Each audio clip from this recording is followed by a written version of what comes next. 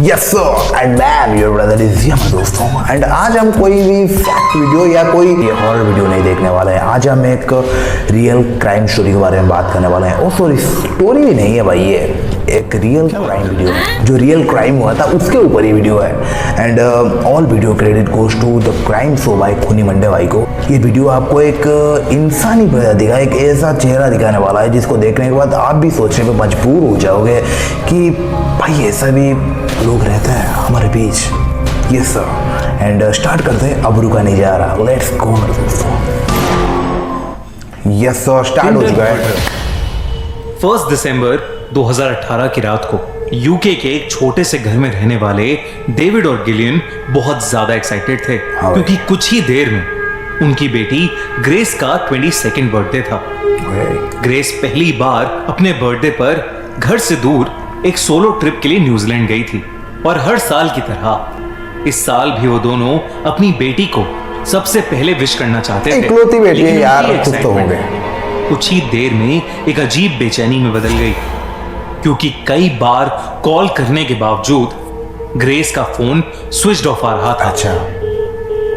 ये बात उन्हें काफी अजीब लगी क्योंकि ग्रेस हमेशा ट्रैवल करते हुए अपना फोन ऑन रखती थी।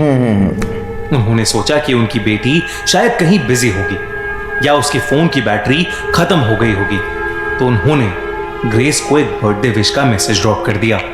यही करते हैं। लेकिन अगली सुबह भी ग्रेस का कोई जवाब नहीं आया और तो और उसका फोन अभी भी स्विच ऑफ ही था। देखो भाई, टेंशन तो होगा भाई, इकलौती बेटी है और बर्थडे है उसका, बट वो फोन ही नहीं उठा रही एंड मैसेज का रिप्लाई भी नहीं कर रही है। सो एक पेरेंट्स जब ये सिचुएशन में आएंगे तो उनको बहुत ज्यादा टेंशन होगा और ये बहुत ही नॉर्मल बात है। उसके पेरेंट्स को कुछ भी समझ बट सीरियस बात भी है। उन्होंने डर के मारे उसके दोस्तों से पूछताछ करनी शुरू की। उनमें से ग्रेस की एक दोस्त ने उन्हें बताया कि उसने ग्रेस से पिछली शाम को व्हाट्सएप चैट पर बात की थी। अच्छा। और ग्रेस ने उसे बताया था कि वो एक लड़के के साथ डेट पर जा रही है। लव का चक्कर है बाबू भैया। कई कोशिशों के बावजूद ग्रेस के पेरेंट्स को उसकी कोई खबर नहीं मिली सिवाय इसके कि वो गायब होने से पहले एक लड़के के साथ डेट पर गई थी। अच्छा। घबराए हुए डेविड और गिलियन ने न्यूजीलैंड पुलिस को अपनी बेटी ग्रेस के मिसिंग होने के बारे में इन्फॉर्म कर दिया क्योंकि केस एक फॉरेन नेशनल का था। न्यूजीलैंड पुलिस ये बड़ा अच्छा काम बिना किया। कोई देरी करते हुए केस की इन्वेस्टिगेशन शुरू कर दी। कई दिनों तक कोई लीड न मिलने के बाद जब एक दिन डिटेक्टिव डियाना लेविन्सो ग्रेस की सोशल मीडिया प्रोफाइल चेक कर रही थी तो उन्होंने उसकी फेसबुक प्रोफाइल के नीचे एक कमेंट पढ़ा। इस कमेंट को जेसी कैम्पसन नाम के एक लड़के ने 1 दिसंबर की रात को पोस्ट किया था, यानी उसी रात जब ग्रेस गायब हुई थी। डायना को शक हुआ कि शायद जेसी डायना, ये कैसा नाम है भाई? ग्रेस गायब होने से पहले डेट पर गई थी। पुलिस ने जेसी की कांटेक्ट डिटेल्स निकाली और अगले दिन उसके साथ एक फोन कॉल अरेंज की गई।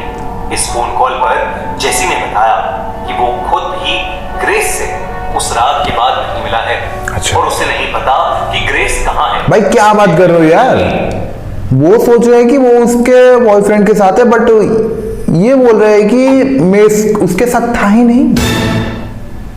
उसे क्वेश्चनिंग के लिए पुलिस स्टेशन में आने को कहा पर जेसी ने बताया कि वो अभी एक दूसरे शहर में था और इसलिए पुलिस स्टेशन नहीं आ सकता था।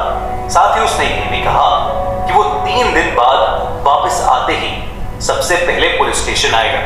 अच्छा, हमको ये भी नहीं बताया कि ये उसका बॉयफ्रेंड है या नहीं, सो बोलना भी नहीं चाहिए। सॉरी, आगे अच्छे से पता लगेगा कि जेसी झूठ बोल रहा है, इसलिए वो उसी शहर के अलग अलग होटल्स में जाकर शक तो है उस लड़के के ऊपर। कई होटल्स में चेक करने के बाद उन्हें आखिरकार जेसी सिटी लाइफ नाम के होटल में एक गाड़ी से लो भाई, पकड़ा गया। डायना ये बंदा साला सामने आई। जेसी खुद को बचाता हुआ वहां से भागने लगा। कुछ तो किया है ये लड़का भाई। थोड़ी देर तक जेसी को चेस करने के बाद डायना ने उसे पकड़ लिया और इंटेरोगेशन के लिए उसे पुलिस स्टेशन ले गया। अगर कुछ ना किया हो एक लड़का, कुछ गलत ना किया हो, तो वो भागेगा क्यों और झूठ बोलेगा क्यों? ये स्टोरी थोड़ा अंदर जा रही है, झूठ वो क्यों बोल रहा है? इंटेरोगेशन के वक्त जेसी अपने बयान पर अड़ा रहा कि वो ग्रेस से आखिरी बार उसके बर्थडे पर ही मिला। आज ऑलवेज जैसे क्राइम स्टोरीज में होता है। उसने ये भी एडमिट किया कि उसने दूसरे शहर में होने का झूठ पुलिस के डर से कहा था। अच्छा। लेकिन अभी भी डायना को उसकी बात पर विश्वास नहीं हो रहा था। होना भी नहीं चाहिए। जेसी को इंटेरोगेशन रूम में कई घंटों तक बिठाकर रखा। पुलिस की टीम यही डिस्कस कर रही थी कि जेसी के साथ आगे क्या करना चाहिए।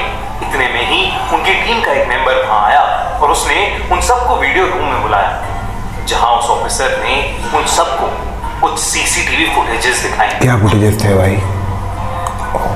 फुटेजेस सिटी लाइफ होटल के कैमरा से मिली थी, वही होटल जहां से जेसी को पकड़ा गया था।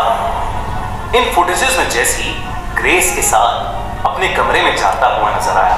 Oh my God! उसके बाद वो 2 सूटकेसेस के साथ अकेले कमरे से निकलता हुआ दिखाई दिया। अबे! कुछ ही देर बाद वो दोबारा रूम में गया, लेकिन इस बार एक कारपेट क्लीनिंग मशीन और एक फावड़े के साथ। अरे बाप रे! फुटेजेस देखकर पुलिस को यकीन हो गया था कि ग्रेस के गायब होने में जेसी का ही हाथ था और उन्होंने उन सीसीटीवी फुटेजेस के साथ जेसी को कन्फ्रंट किया। और ये कुछ अलग भी लग रहा है भाई, जेसी की इंटेरोगेशन ये नॉर्मल नहीं लग रहा है कहीं से भी। पहले तो वो अपने पुराने बयान पर खड़ा रहा, लेकिन कुछ देर बाद उसने उन्हें सच बताना शुरू कर दिया। उसने इस बात को एडमिट किया कि ग्रेस गायब नहीं हुई थी, लो भाई। बल्कि ग्रेस उसी के हाथों मारी जा चुकी। भाई क्या बंदा है यार। तो भाई किलर यही है। ये जो साले को देख रहे हो भाई, ये मासूम सा चेहरा है, ये साला मासूम नहीं है, ये हरामी लड़का है भाई। ये नहीं यार, उससे ये सब गलती से हुआ था। गलती से भाई, गलती से तू एक इंसान को मार देगा? मजाक चल रहा है क्या? कि वो और ग्रेस एक बहुत अच्छी डेट के बाद उस होटल रूम में गए। अच्छा। वो दोनों आपस में प्यार भाई यार, और प्यार करते हुए ग्रेस के कहने पर जेसी ने उसका गला दबाना शुरू किया। पागल भाई, जेसी भाई एक इंसान बोलेगा कि मेरा भाई गला दबा, ये कैसा भाई इलॉजिकल बातें हैं यार। भाई क्यों बोलेगा कि मेरा भाई तो गला दबा, क्यों बोलेगा? हाँ भाई, फैंटेसीज होगी किसकी। देख आगे देखते हैं। उसने ग्रेस का गला इतनी ज्यादा देर तक दबा दिया। वाह भाई वाह, तू ये इसका भाई फेस, इसका जो ये फेस है, इसको देख के आपको लग रहा है कि वो लड़की ने इसको बोला है उसका गला दबाने के लिए? बिल्कुल भी नहीं लग रहा है। ग्रेस की अरे गला दबाया भी क्यों भाई? उसके साथ ऐसा करा भी क्यों ये? तो जेसी के होश हो गए थे। जेसी को कुछ समझ नहीं आ रहा था कि वो क्या करे। उसने बिना कुछ सोचे समझे एक सूटकेस में ग्रेस की बॉडी को डाला। ये भाई पता नहीं यार, ये सारा सूटकेस वाला बात हर बार कैसे आ जाता है यार? हर बार भाई, हमारे इंडिया के अंदर भी कुछ केसेस है जो कि आपको भी बड़े अच्छे से पता होंगे। उसके ऊपर यदि मैं होगा तो वीडियो लाऊंगा आगे भी, बट ये सब साले इनका माइंड चलता कैसे यार? के वहां से चला गया।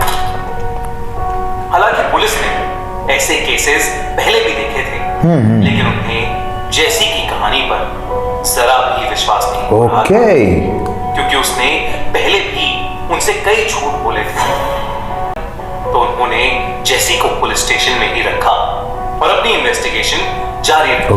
उन्होंने उसका फोन चेक किया, जहां करना भी चाहिए। डेटिंग ऐप की चैट में, जिसमें जेसी ने ग्रेस की मौत के अगले दिन ही एक लड़की के साथ दोपहर को एक डेट फिक्स की। अरे भाई, ये छोड़ो भाई भाई अब मैं मान जाता हूँ कि वो लड़की ने ही इसको बोला था कि मैं भाई मेरा गला दबा। उसका कोई फैंटेसी होगी भाई, हमें नहीं पता है।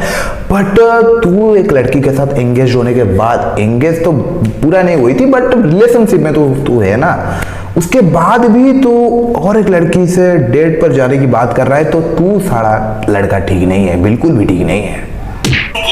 इससे तो हमको पता लग चुका है। और उससे पुलिस को एक चीज समझ में आ गई कि जेसी एक बहुत ही ट्विस्टेड सा लड़का था। इसके बाद पुलिस ने उसके फोन की गैलरी चेक की, जहां उन्हें ग्रेस की बॉडी की कई तस्वीरें मिली।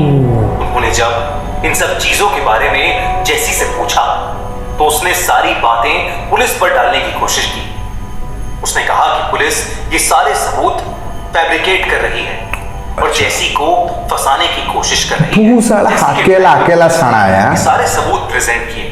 कोर्ट में जब जेसी का ट्रायल हुआ तो पुलिस ने ये सारे सबूत वहां प्रेजेंट किए अच्छा। और साथ ही साथ उस लड़की को भी जिसके साथ जेसी ग्रेस के मर्डर के बाद डेट पर गया था। ओ भाई ओ भाई ओ भाई, ये मुझे उस लड़की की तरह थोड़ा थोड़ा दिख रहा है। छोड़ो छोड़ो। कोर्ट को बताया कि जेसी डेट पर उससे अजीब और गरीब बातें कर रहा था और जेसी ने पागल है भाई ये साला बेवड़ा है ये। हाँ भाई, फिजिकली असॉल्ट करने की कोशिश की। फाइनली कोर्ट ने जेसी को ग्रेस के मर्डर के केस में गिल्टी घोषित किया और उसे लाइफ टाइम इम्प्रिजनमेंट यानी होना भी चाहिए था। सुनाई गई। जेसी ये फैसला सुनते ही गुस्से से पागल हो गया और वहीं कोर्ट में जजेस को गाली देने लगे। ओह माय गॉड, मेरे इसके बाद पुलिस की एक टीम उसे पकड़कर वहां से ले गई। बड़ा बेहुदा लड़का कहा था है। कि जेसी कैम्पसन की कहानी यहाँ खत्म हो गई थी। भाई मैं ये लड़की के बारे में बोल रहा था एक सेकंड। सबको लग रहा था कि जेसी कैम्पसन की कहानी यहाँ खत्म हो गई थी। ये जो दोनों लड़कियां हैं ये भाई मुझे सेम टू सेम दिख रही है। क्या आपको भी दिख रही है? इसका टोन थोड़ा सा पिंकिश टाइप का है और इसका बिल्कुल फेयर है, वाइट फेयर है। लेकिन जब जेसी की न्यूज़ लो भाई, ये असली रियल फोटोज हैं उनके। मीडिया में फैली तो दो और लड़कियां पुलिस के पास पहुंच गईं।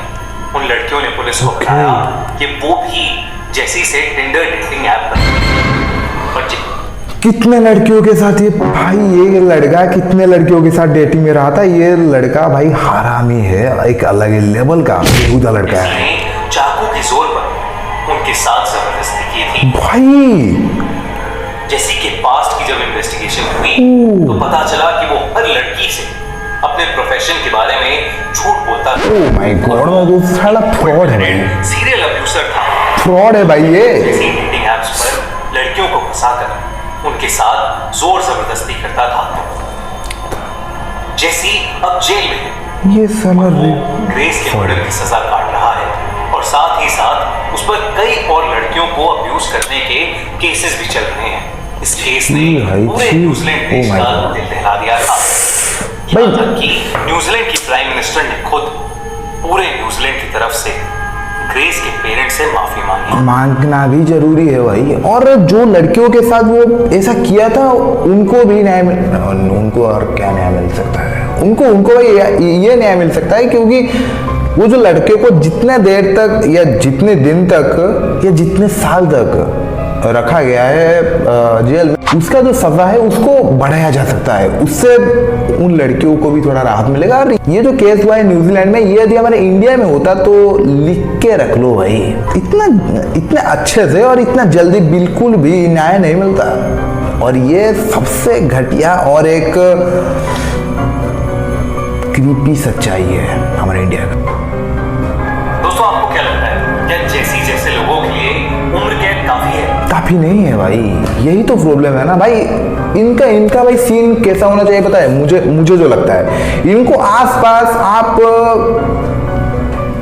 16-18 साल तक जेल में रखो और उसके बाद इसको फांसी चढ़ा दो। मेरे हिसाब से ऐसा होना चाहिए क्योंकि ये सारे सही नहीं है, ये सही नहीं है। इनको जो डायरेक्ट फांसी दे देते हैं और देखो दो तरह की सजाएं होती है एक्सट्रीम लेवल पे, आजीवन कारावास या फांसी। और मुझे लगता है कि ये जो सब बहुत ही ज्यादा घटिया और क्रीपी तरह का काम करते हैं, इनको एक टाइम लिमिट तक कारावास होना चाहिए और वो टाइम लिमिट खत्म होने के बाद इनको सारा फांसी हो जाना चाहिए। इनको फांसी दे देना चाहिए यार। आप यदि सोचोगे कि नहीं यार ये इतना ज्यादा गलती तो किए थे बट इतना ज्यादा दिन तक या इतने ज्यादा सालों तक वहां पे रहने के बाद कुछ तो चेंजेस आए होंगे। भाई चेंजेस आए भी होंगे तो भी कुछ फर्क नहीं पड़ता है क्योंकि ये जो किए हैं उसका वो जो इंसान था वो तो अब वापस नहीं आ पाएगा ना। ये सबसे बड़ा सच्चाई है और आप इसको इग्नोर नहीं कर सकते। और किसको पता उसका माइंड में यदि वही क्रिमिनल माइंडसेट तभी भी होगा तो क्या करोगे? 12 कैदी और कोई एक वैसा ही क्राइम कर देगा और आपको पता भी नहीं चलेगा तो आप क्या कर सकते हो? कुछ भी नहीं कर सकते हो। तो मेरे हिसाब से तो ये जो सब एक्सट्रीम लेवल के क्राइम्स करते हैं जैसे कि रेप केस या केस, इनको भाई नहीं यार, इनको सिर्फ और सिर्फ आजीवन कारावास नहीं होना चाहिए, इनको कारावास के बाद साला फांसी दे देना चाहिए। एंड ये मेरा ओपिनियन है, क्योंकि मेरा भाई हक है ओपिनियन देने का। हाँ, सो आपको क्या लगता है? क्या मेरे बातों से आप थोड़ा सा भी एग्री करते हैं? तो कमेंट में जरूर बताना। एंड आज का ये वीडियो इतना ही था, मिलते हैं और एक वीडियो में ऐसा ही क्राइम वीडियो के साथ, या कोई हॉरर या फैक्ट वीडियो के साथ, या एंटरटेन वीडियो के साथ। तब तक के लिए बाय तो बोल दूंगा, बट ये जो भाई का चैनल है the crime show by Khooni Monday, भाई के चैनल को जरूर जाके चेक करना है, क्योंकि बढ़िया बढ़िया वीडियोस बनाते हैं। और मुझे लगता है कि आपके अंदर से बहुत सारे लोग ये चैनल को देखे भी होंगे, या खूनी मंडे भाई का नाम तो सुने ही होंगे। सो देख सकते हैं उनका चैनल। एंड लगे यार मेरे चैनल थोड़ा देख लो यार। एंड वीडियो अच्छा लगा है तो लाइक करना, एंड लगे यार सब्सक्राइब भी कर देना। मिलते हैं और एक ऐसे एंटरटेन या ऐसे सीरियस वीडियो में। बाय बाय दोस्तों।